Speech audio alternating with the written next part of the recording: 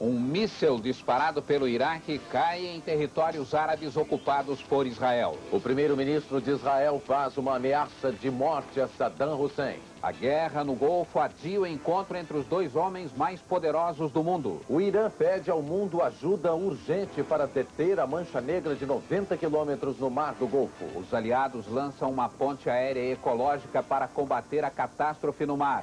Um avião lotado de cientistas pousa na fronteira da guerra. As primeiras imagens da ilha que os aliados tomaram dos iraquianos no Kuwait. A tripulação de um navio brasileiro exige a mudança na rota para escapar da guerra. Os reservistas americanos embarcam para a guerra. O único jornalista estrangeiro em Bagdá consegue entrevistar o presidente Saddam Hussein. A maior festa do rock termina com um grito pela paz em Bagdá.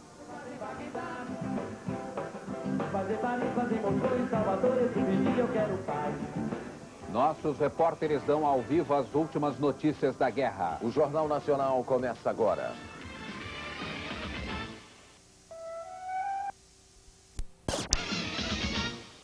O Iraque lança novos ataques contra Israel e a Arábia Saudita. Pelo menos um míssil iraquiano venceu a bateria de mísseis de defesa instalada em Israel e caiu sobre os territórios árabes ocupados. Ainda não há notícia de vítimas. Os outros mísseis iraquianos foram derrubados no ar. Israel promete responder se o Iraque atacar com armas químicas. O Iraque promete, mais uma vez, surpreender os aliados com novas armas e táticas de guerra. Mas a aviação iraquiana foge da luta e procura refúgio no Irã. O repórter Círio Bocaneira, enviado especial da Rede Globo, revela novas imagens da destruição em Bagdá. Nas ruas de Bagdá, pela manhã, o tráfego aumenta enquanto os prédios bombardeados pela aviação aliada ainda soltam fumaça. No hospital de Yarmouk, médicos e enfermeiras cuidam dos feridos, parte da população que foi atingida durante os ataques. Os iraquianos não têm divulgado dados precisos sobre o número de vítimas civis no conflito. Na igreja cristã de São Rafael, ainda na capital iraquiana, fiéis rezam pela paz depois de 11 dias de guerra. No hotel Al-Rashid, onde se abrigava a imprensa estrangeira, voltou a água corrente, ainda escassa noutras partes da capital. Falta também energia em Bagdá, a não ser por geradores a gasolina. Fronteira Jordânia-Iraque. Por aqui saíram hoje 900 jordanianos que fugiram da guerra no Iraque. Mas eles informam que outros 1000 refugiados ainda estão detidos na fronteira, do outro lado. As autoridades iraquianas não deixam eles passarem para este campo de refugiados, já pronto no lado da Jordânia. São egípcios, somalis, sudaneses e outros trabalhadores estrangeiros que aguardam liberação em meio à falta de comida, de água e temperaturas próximas de 0 graus. Frias também são as montanhas na fronteira do Iraque com a Turquia, por onde têm fugido centenas de iraquianos. São acolhidos em acampamentos do exército turco, onde recebem comida, que muitos dizem estar faltando no Iraque. Pela fronteira do Irã também têm passado refugiados iraquianos fugindo da guerra.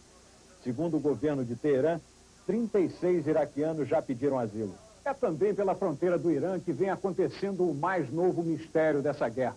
Aviões dos mais modernos da Força Aérea do Iraque têm atravessado a fronteira e pousado no Irã. Já são 69, segundo informaram hoje oficiais britânicos. O Irã, há poucos dias, confirmou a chegada de 7 e hoje disse que mais 4 pousaram lá, enquanto 2 caíram. 69 aviões já são 10% da Força Aérea do Iraque. Emergência não é avião demais. Deserção não parece provável, os aviões são todos do mesmo tipo avançado. A especulação de um dos especialistas britânicos é de que a Força Aérea do Iraque estaria tentando preservar a sua melhor parte, deixando os aviões no Irã para uso posterior. Só que o Irã já deixou claro que os aviões que chegam lá, de qualquer lado, vão ficar detidos até o final do conflito.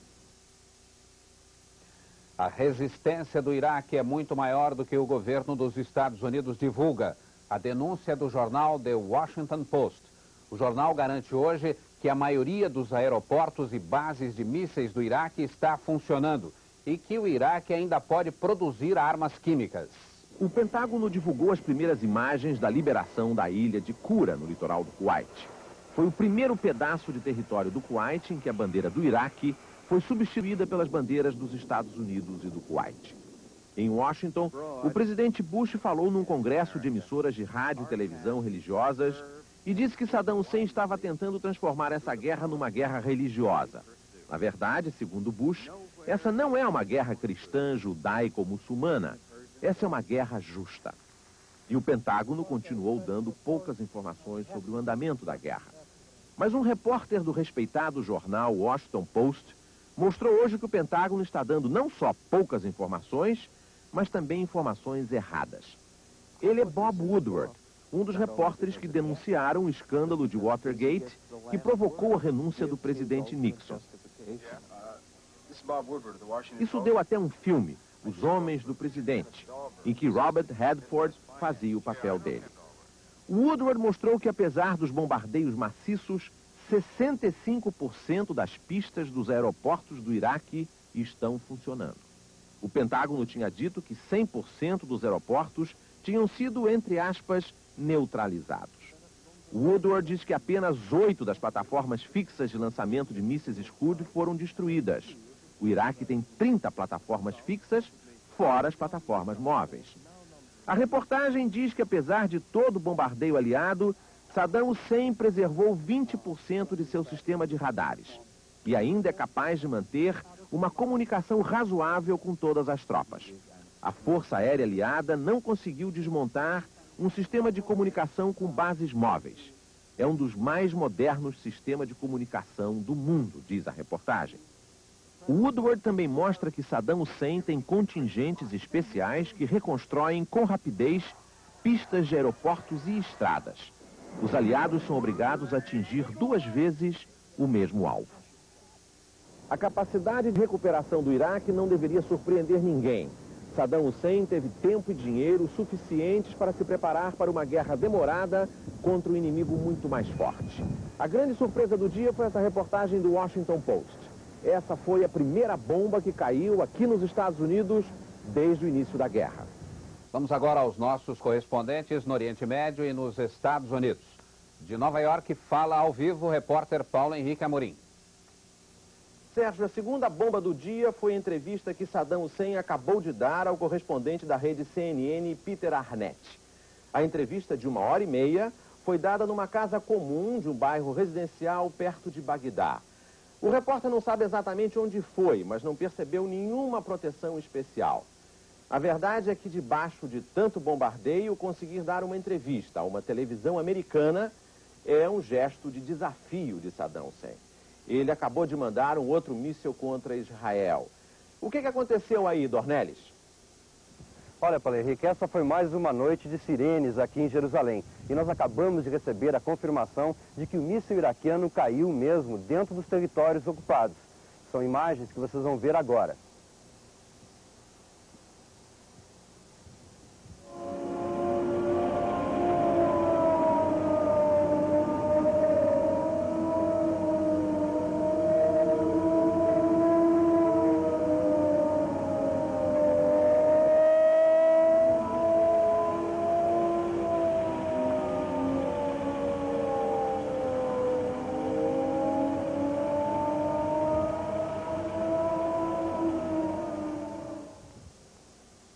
As autoridades israelenses não dão maiores detalhes. É uma praxe não falar sobre os locais atingidos pelos mísseis para não ajudar a pontaria dos iraquianos. Os territórios ocupados por Israel continuam fechados pelo exército israelense. Não é permitida a entrada da imprensa. De qualquer forma, as informações são de que não houve feridos. Nós voltamos com você, Paulo Henrique. Olha, Dornelles, só para atualizar uma informação que o Cílio acabou de dar, o Pentágono revelou que agora são 8 aviões do Iraque que estão lá no Irã. O Pentágono também acaba de revelar que há 30 aviões iraquianos levantaram voo de 3 bases iraquianas ontem. Dos 30, 25 foram para o Irã. As autoridades americanas estão ficando cada vez mais desconfiadas de que o Iraque está, de fato, querendo atrair o Irã para a guerra. E segundo um programa de muita audiência na televisão americana, o 60 Minutos de ontem, se o Irã entrar na guerra, vai ser contra os Estados Unidos. Paulo Henrique Amorim, ao vivo de Nova York. Os Estados Unidos querem ter 500 mil soldados na região do Golfo Pérsico quando começar a guerra no deserto. Hoje, um novo contingente saiu de Nova York. Às 8 horas da manhã, a tropa já estava... Vai ser um depósito de concreto. Adiado o encontro de cúpula entre os presidentes dos Estados Unidos e da União Soviética, que estava previsto para a segunda semana de fevereiro em Moscou. O anúncio foi feito hoje à tarde em Washington, depois de um encontro do presidente Bush com o novo ministro do exterior soviético, Alexander Bezmernik. Oficialmente, a reunião de cúpula foi adiada por causa da guerra no Golfo Pérsico. Mas os Estados Unidos estão irritados com a intervenção soviética nas repúblicas bálticas que lutam pela independência e temem que o assunto possa reduzir o apoio de Moscou à guerra contra o Iraque. O primeiro-ministro de Israel, Yitzhak Shamir, promete responder a um ataque com armas químicas do Iraque. O ministro da Defesa, Moshe Arens, afirma que o plano de guerra contra Saddam Hussein está pronto. É o que mostra o enviado especial da Rede Globo a Israel, o repórter Carlos Dornelles. A reunião do Comitê de Segurança do Parlamento israelense só confirmou que a posição predominante é a de resistir aos ataques iraquianos sem revidar. O líder da oposição, Shimon Peres, disse que não há por que reagir porque os norte-americanos têm feito um bom trabalho. Logo depois, o primeiro-ministro, Yitzhak Shamir, dizia que mesmo um ataque iraquiano com armas químicas não significaria uma reação automática. Para a população de Israel, esta parece ser a única grande preocupação. Ninguém se separa da caixinha com a máscara. Mesmo assim, nunca a população se sentiu tão tranquila para sair às ruas. Os grandes congestionamentos até já voltaram a ocorrer em Tel Aviv. Apesar da volta ao normal, quase 10% da população de Tel Aviv continua fora da cidade, com medo de novos ataques. O prefeito Shomlon Lahat chegou a chamar essas pessoas de desertoras. Hoje, a cidade se divide nessa polêmica. Esse homem diz que não se conforma com a fuga das pessoas. Ele acha que todo mundo tem que resistir. Esse jovem faz discurso. Diz que esta é a nossa cidade. Temos que ficar aqui de qualquer jeito, para mostrar que não temos medo de Saddam Hussein. Mas essa garota diz que a sua casa foi atingida por um dos mísseis e por isso tem medo. Só não sai daqui porque precisa trabalhar. E esse homem, veterano de guerras em Israel, faz um apelo. Não culpem os que saem da cidade. Deixem eles em paz. Só estão tratando de cuidar de suas próprias vidas e da vida de seus filhos. Os tripulantes de um navio brasileiro carregado com óleo vegetal se negam a entrar na região da guerra. O navio, que pertence à empresa Flumar, está navegando no Oceano Índico. A tripulação exige mudança de rota para levar a carga à Europa. O navio está no Golfo de Bengala, Oceano Índico, e o primeiro porto de descarga seria a Itália. O Chuí teria que sair do Sri Lanka, onde atraca em 2 dias, passando pelo Mar Vermelho, área que vem servindo como base de operações de navios e submarinos das forças aliadas na guerra contra o Iraque. A rota previa atravessar o Canal de Suez, partindo rumo à Europa. A tripulação propõe uma rota alternativa, sair do Sri Lanka, costeando a África do Sul, chegando assim na Europa. A tripulação do navio Chuí é composta por 26 pessoas. Hoje, numa reunião, 23 decidiram que não vão entrar em área de conflito. Num telex enviado a Flumar, dona do navio, que tem sede no Rio de Janeiro, os tripulantes explicaram que o navio vai ficar atracado no Sri Lanka até que seja decidida a mudança de rota. Segundo o imediato do navio Gerson Seixas, os tripulantes não têm obrigação de entrar numa área de guerra. Imediato, como foi essa decisão? Como é uma marinha mercante, uma marinha de comércio, nós não entendemos o porquê de nós passarmos numa zona de guerra. Nós estamos descobertos também sem seguro e nós temos o boletim 85 da Armada Americana e até proíbe essa passagem. O presidente da Flumar, Nelson Carlini, tem como alternativa substituir a tripulação, mas ele acredita que isso não vai ser necessário e apresentou uma proposta para acabar com o impasse. A empresa está estabelecendo uma extensão do seguro de vida aos seus tripulantes e negociando um bônus de guerra para a operação nessa zona de conflito. O enviado especial da Rede Globo à Jordânia, Cílio Bocaneira, tem outras informações sobre a guerra. De Amã, ele fala ao vivo. Cílio. Um general soviético, comandante da divisão de armas químicas do Exército Vermelho, disse hoje que os ataques das forças aliadas ao Iraque acertaram em cheio as instalações de armas químicas e biológicas. Só que não destruíram, disse o general. E o potencial de ataque do Iraque com armas químicas e armas biológicas permanece intacto. Cílio Bocaneira, ao vivo de Amman, na Jordânia. O presidente argentino Carlos Menem anuncia: se a guerra do Golfo provocar um colapso mundial no fornecimento de petróleo, os estoques da Argentina serão suficientes para socorrer o Brasil, o Uruguai e o Paraguai. A oferta de Menem foi feita durante uma visita ao Uruguai. 19 pessoas já foram presas em Pernambuco. Desertou afirma que a equipe da rede de TV americana CBS foi capturada por uma patrulha da Guarda Republicana, a tropa de elite de Saddam Hussein. O repórter Bob Simon e 3 companheiros desapareceram há uma semana na fronteira da Arábia Saudita com o Kuwait. O carro da equipe foi encontrado abandonado no deserto. Dentro do carro foi encontrada uma fita com estas imagens feitas pelos correspondentes. Elas mostram a movimentação de tropas na fronteira saudita com o território do Kuwait ocupado, um esquadrão de helicópteros e caminhões transportando blindados. Os Estados Unidos vão colocar uma nova arma em ação para neutralizar a vantagem do Iraque no deserto, que tem maior número de tanques. Ernesto Palha. O combate no deserto está cada vez mais próximo. E o que mais preocupa os aliados são as divisões blindadas de Saddam Hussein. A relação de forças na região do Golfo Pérsico é de 2 tanques iraquianos para cada tanque aliado. O que pode compensar esse desequilíbrio é uma arma que ainda não foi testada em combate, o Copperhead. É uma espécie de granada antitanque, mais uma das armas inteligentes do arsenal do Pentágono, que usa a precisão do raio laser na sua mira. Um soldado se aproxima do alvo e faz pontaria com um projetor de raio laser. O Copperhead é disparado numa distância de até 20 quilômetros.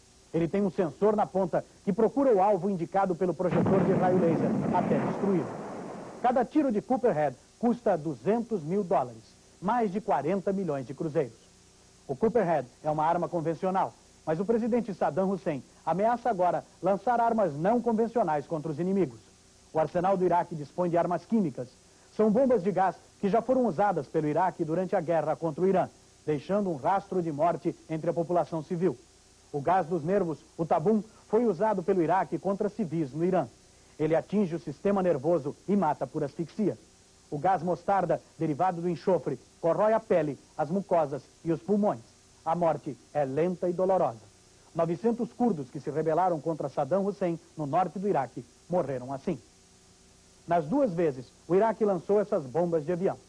Se isso acontecer agora, a reação de israelenses e norte-americanos, que têm armas nucleares em seus arsenais, é imprevisível. Sérgio Chapelin. Os Estados Unidos e a Inglaterra mandam grupos especiais para o Golfo Pérsico para conter o maior derramamento de petróleo da história. O Irã pede ajuda internacional urgente para deter a mancha de petróleo que está chegando ao país. O petróleo ainda está escapando no Kuwait. No laboratório de análise da usina Jubail, os cientistas buscam os traços do óleo nas águas. A cidade industrial que pode ser afetada pelo vazamento de óleo é 7 vezes maior que Paris. Lá funciona o maior sistema de refrigeração à água do mundo. A contaminação desses 3 canais pode fechar uma refinaria de óleo, 5 fábricas petroquímicas e 9 indústrias. Os técnicos americanos já chegam no Golfo para avaliar a situação. A Grã-Bretanha também participa da guerra contra a poluição. O Centro de Controle de Vazamento de Óleo, empresa britânica e a maior do mundo nesta especialidade, mandou hoje 90 toneladas de equipamento para a Arábia Saudita. Mas o diretor Robert Perry explica que numa zona de guerra o trabalho é mais complicado e perigoso. Segundo ele, os especialistas vão ter que enfrentar o mar minado, o que torna a limpeza das águas do Golfo quase impossível. O Iraque nega que é o responsável pelo vazamento de óleo no Golfo. Os Estados Unidos afirmam que o Iraque agiu de propósito com a intenção de prejudicar as forças aliadas e o meio ambiente. Segundo a Cruz Vermelha Internacional, nenhum dos 2 países assinou o protocolo de 1977 da Convenção de Genebra, que proíbe atos de guerra que afetem o meio ambiente. Voltamos a falar direto dos Estados Unidos. Ao vivo de Nova York, o repórter Paulo Henrique Amorim tem outras informações. Sérgio, a nova rádio do Iraque, captada aqui nos Estados Unidos e batizada de A Mãe das Batalhas, acaba de anunciar que vários pilotos aliados presos se feriram durante os bombardeios de hoje contra o Iraque. Na verdade, Saddam Hussein tinha avisado que ia usar os prisioneiros como escudos humanos e é isso que ele está fazendo. E agora outras informações sobre a entrevista que Saddam Hussein acabou de dar à rede televisão americana CNN. Saddam Hussein estava no impecável terno azul marinho. Durante 1h30 ele pareceu tranquilo e, segundo o repórter Peter Arnett, foi uma entrevista assustadora. Paulo Henrique Amorim, ao vivo de Nova York. E agora, direto do Oriente Médio, as últimas informações sobre a guerra no Golfo. De Amman, na Jordânia, fala ao vivo o repórter Círio Bocaneira. Essa mesma rádio de Bagdá que o Paulo Henrique citou há pouco, resolveu hoje acertar num novo alvo. Nesse novo alvo de ataque, o escolhido foi Hosni Mubarak, o presidente do Egito. A rádio chamou Hosni Mubarak de deploravelmente estúpido. Disse ainda que ele era mais sionista do que os próprios israelenses. E segundo a rádio, o Hosni Mubarak deverá ter o mesmo destino de Anwar Sadat, que fez as pazes com Israel e acabou assassinado. Segundo a rádio, o Hosni Mubarak vai encontrar o destino dele, ou seja, o encontro dele com a morte, muito breve. Círio Bocaneira, ao vivo de Amman, na Jordânia. O correspondente da CNN em Bagdá, Peter Arnett, foi levado por funcionários do Ministério da Informação do Iraque até o abrigo de Saddam Hussein, a 1h30 de Bagdá. Saddam Hussein parecia calmo. Tratou o repórter da rede americana com cordialidade. Neste momento, o correspondente da CNN tenta transmitir as imagens da entrevista. Nós voltamos a qualquer momento com outras informações. Até já. Até já. Atenção, emissoras da Rede Globo.